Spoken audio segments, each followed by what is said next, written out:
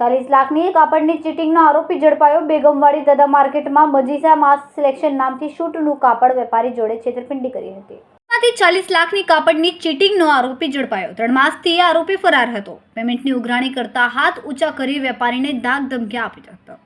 બેગમવાડી દદા માર્કેટમાં માજીસા માસ સિલેક્શન નામની શૂટનું કાપડ વેપારી જોડે છેતરપિંડી કરી હતી। આ મામલે ઉલ્લેખનીય છે કે આરોપી ઉમર ચાંદીવાડાએ 2023માં વેપારી સાથે વ્યવસાયિક સંબંધો બાંધ્યા હતા અને શરૂઆતમાં વ્યવસાયિક પ્રામાણિકતા દર્શાવી હતી। ત્યારબાદ વિશ્વાસ જીતી 40 લાખના શૂટના કાપડ માટે વેપારી સાથે છેતરપિંડી કરી।